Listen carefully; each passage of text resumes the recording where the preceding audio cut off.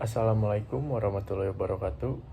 Nama saya Muhammad Virga Kartika dengan NPM 22.1290. Di sini saya akan menjelaskan tentang sistem hukum pidana adat Bali dan sistem hukum pidana Indonesia. Sebelum memasuki materi yang lebih intinya, di sini saya akan menjelaskan perbandingan sistem hukum pidana terlebih dahulu. Hukum pidana ini adalah hukum yang mengatur tentang pelanggaran dan kejahatan terhadap kepentingan umum. Pelanggaran dan kejahatan tersebut diancam dengan hukuman yang merupakan penderitaan atau siksaan bagi yang bersangkutan. Perbedaan dengan hukum lainnya menjadi alasan untuk menganggap hukum pidana itu sebagai ultimum remedium, yaitu usaha terakhir guna memperbaiki tingkah laku manusia, terutama penjahat, serta memberikan tekanan psikologis agar orang lain tidak melakukan kejahatan. Oleh karena itu, sanksinya bersifat penderitaan istimewa, maka penerapan hukum pidana sedapat mungkin dibatasi, dengan kata lain penggunaannya dilakukan jika sanksi-sanksi hukum lain tidak memadai lagi. Di sini ada kategori sistem hukum pidana di Indonesia. Hukum pidana ini dapat dibagi atau dibedakan dari berbagai segi. Yang pertama itu ada hukum pidana objektif, subjektif, hukum pidana material dan formil, lalu hukum pidana dikodifikasikan dan tidak dikodifikasikan, hukum pidana bagian umum dan khusus, hukum pidana tertulis dan tidak tertulis, hukum pidana umum dan lokal, hukum pidana nasional dan internasional. Selanjutnya ada prinsip sistem hukum pidana di Indonesia. Dalam prinsip-prinsip legalitas, nullum crimen nulla poena sine lege, yaitu tidak ada perbuatan yang dapat dipidana tanpa adanya undang-undang yang mengatur terlebih dahulu. Lalu ada juga prinsip kepastian hukum, yang dimana setiap orang berhak atas kepastian hukum, yang berarti bahwa hukum harus jelas dan dapat dipahami. Lalu prinsip keadilan hukum, pidana harus ditegakkan dengan adil tanpa diskriminasi. Setelah prinsip-prinsipnya, ada juga struktur peradilan dalam sistem hukum pidana di Indonesia. Yang pertama itu ada kepolisian. Kepolisian di sini bertugas sebagai penyidik. Kepolisian juga memelihara keamanan, menegakkan hukum, dan melakukan penyelidikan terhadap tindak pidana. Lalu ada kejaksaan. Kejaksaan di sini berfungsi sebagai penuntut umum yang mengajukan tuntutan terhadap pelaku tindak pidana di pengadilan. Lalu ada pengadilan yang terdiri dari berbagai tingkatan, termasuk pengadilan negeri atau PN, pengadilan tinggi atau PT, dan Mahkamah Agung atau MA. Nah, di sini kejaksaan sendiri memiliki peran penting dalam proses penegakan hukum dan bertanggung jawab atas pelaksanaan penuntutannya. Pengadilan juga berwenang untuk memeriksa, mengadili, lalu memutus perkara pidana, serta memberikan keadilan bagi masyarakat. Pengadilan juga dibagi menjadi beberapa lingkungan seperti peradilan umum, peradilan agama, peradilan militer, dan peradilan tata usaha negara.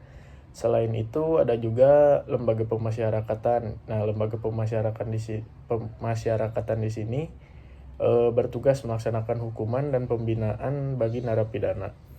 Lembaga ini berperan penting dalam rehabilitas dan reintegrasi sosial narapidana ke masyarakat.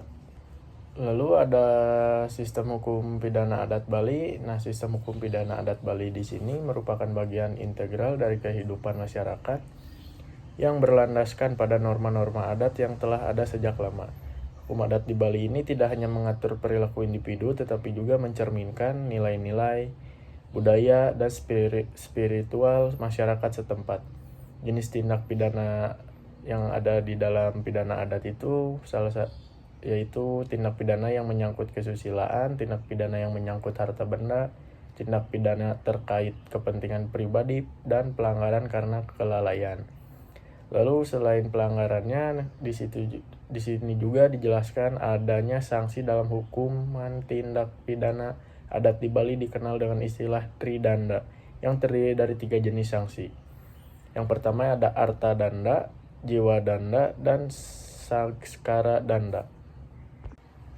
Arta danda itu yaitu sanksi berupa denda baik dalam bentuk uang maupun barang. Lalu ada jiwa danda, ini sanksi yang berupa penderitaan fisik atau psikis bagi pelanggar. Sanskara danda ini tindakan hukum untuk mengembalikan keseimbangan magis melalui upacara keagamaan. Nah, dalam sanksi ini bertujuan untuk memulihkan keseimbangan antara alam nyata dan alam gaib, serta mengembalikan harmoni dalam masyarakat. Lalu ada prinsip hukum pidana adat Bali. Hukum pidana adat Bali di sini memiliki prinsip-prinsip dasar yang mencerminkan nilai-nilai budaya dan norma-norma masyarakat setempat. Prinsip utama dalam hukum pidana adat Bali yaitu kepatutan dan keseimbangan. Prinsip ini menekankan pentingnya menjaga keseimbangan dalam masyarakat. Lalu reaksi masyarakat, setiap pelanggaran terhadap hukum adat akan memicu reaksi dari masyarakat yang biasanya berupa sanksi atau kewajiban adat. Lalu ada Trihita-karana. Konsep Trihita-karana ini yang berarti 3 penyebab kebahagiaan menjadi landasan filosofis dalam hukum adat Bali. Nah, dalam struktur peradilan hukum pidana adat Bali di sini struktur peradilan hukum adat Bali ini berfungsi untuk menyelesaikan sengketa dan pelanggaran hukum yang terjadi dalam masyarakat adat. Sistem ini beroperasi berdasarkan norma-norma adat yang diatur dalam awig-awig. Jadi awig-awig itu seperti peraturan desa setempat. Nah, dalam lembaga peradilan adat salah satunya yaitu Prajurus Desa Pakraman merupakan pengurus adat yang memiliki kewenangan untuk mengadili perkara adat. Selain itu juga ada Kerta Desa Adat. Lembaga ini berfungsi sebagai mitra kerja prajuru desa adat dalam melaksanakan penyelesaian perkara adat. Dalam perbandingan aspek hukumnya, sumber hukum positif ini berasal dari undang-undang yang ditetapkan oleh lembaga legislatif dan peraturan perundang-undangan yang berlaku. Hukum positif ini bersifat tertulis dan formal. Seperti contohnya itu ada Kitab Undang-Undang Hukum Pidana atau KUHP, lalu ada Undang-Undang, Peraturan Pemerintah, dan Peraturan Daerah. Lalu selanjutnya ada sumber hukum adat ini berasal dari tradisi, kebiasaan, dan norma-norma yang berkembang dalam masyarakat. Hukum adat ini bersifat tidak tertulis dan lebih fleksibel. Yang contohnya awig-awig ini seperti di Bali, norma-norma adat di suku-suku. Dalam proses peradilannya juga merupakan tahap penting dalam penegakan hukum baik dalam konteks hukum positif maupun hukum adat. Meskipun keduanya bertujuan untuk mencapai keadilan, terdapat perbedaan signifikan dalam prosedur dan prinsipnya. Yang pertama ini ada prinsip dasarnya. Hukum positif mengedepankan prinsip praduga tak bersalah atau presumption of innocence, di mana setiap terdakwa dianggap tidak bersalah sampai terbukti sebaliknya melalui proses pengadilan yang adil. Asas ini dijamin oleh KUHP dan berbagai undang-undang hak asasi manusia. Lalu ada hukum adatnya. Dalam hukum adat di sini prinsipnya lebih berorientasi pada keseimbangan sosial dan harmoni. Penyelesaian sengketa seiring dilakukan melalui musyawarah mufakat, di mana keputusan diambil berdasarkan konsensus masyarakat dan norma-norma adat yang berlaku. Dalam prosedur peradilannya, hukum positif ini lebih mengikuti prosedur formal yang ditetapkan oleh undang-undang. Setiap tahapnya itu mulai dari penyelidikan oleh kepolisian hingga persidangan di pengadilan diatur dengan ketat untuk memastikan hak-hak terdakwa ini dilindungi. Hakim juga berperan sebagai arbiter yang netral dan objektif. Sedangkan jika hukum adat ini prosedur lebih fleksibel dan dapat bervariasi antar komunitas. Penyelesaian sengketanya ini biasanya melibatkan tokoh masyarakat atau prajuru adat yang memiliki otoritas moral. Proses ini seringkali lebih cepat karena tidak terikat oleh prosedur formal yang rumit. Setelah itu ada sanksi dan hukumannya. Dalam hukum pidana Indonesia, sanksi dan hukumannya itu dapat berupa penjara, denda, atau tindakan rehabilitas tergantung pada jenis pelanggarannya. Sementara itu dalam hukum pidana adat Bali, sanksi ini dikenal sebagai tridanda yang mencakup arta danda, karya danda, dan loka danda. Ada juga peran budaya dan adatnya. Dalam sistem ini, penyelesaian sengketa hukum adat di Bali menyediakan mekanisme penyelesaian sengketa yang lebih mengutamakan musyawarah dan konsensus. Sedangkan dalam sanksi adat tersendiri ini, sanksi yang diterapkan dalam hukum adat seringkali bersifat lebih ringan dan berorientasi pada pemulihan hubungan antar individu. Ada juga peran desa pakraman yang memiliki wewenang untuk menyelesaikan sengketa adat dan pidana dalam komunitasnya. Mereka berfungsi sebagai lembaga peradilan adat yang mengedepankan nilai-nilai lokal dan tradisi dalam penyelesaian kasus.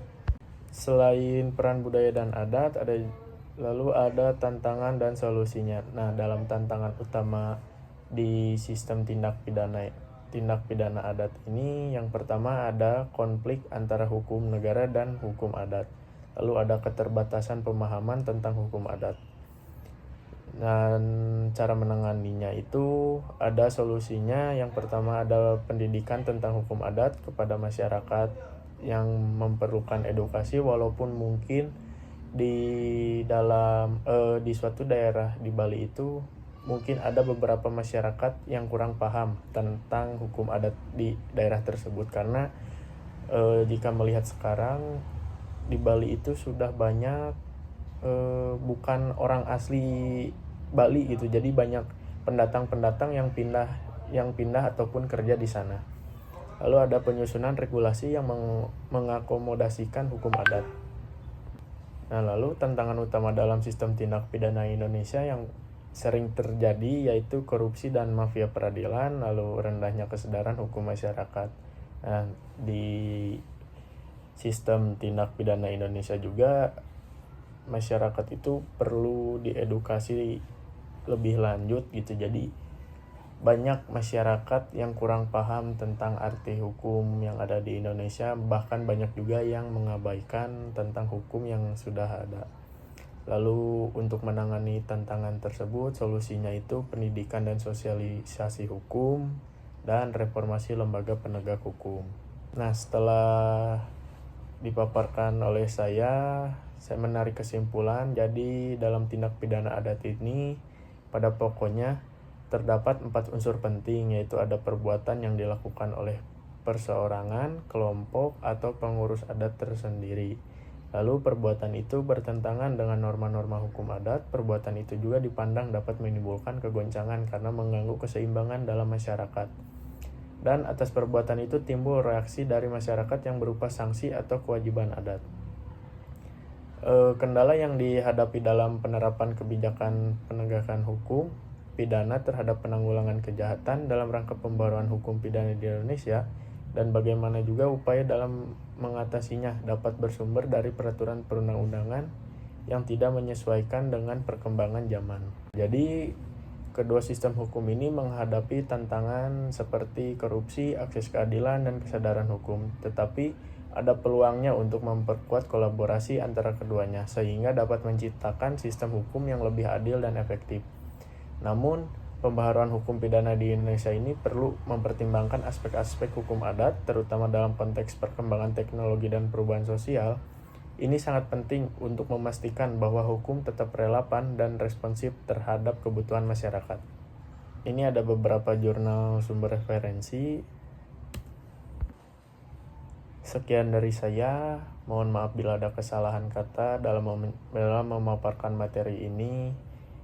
Wassalamualaikum warahmatullahi wabarakatuh.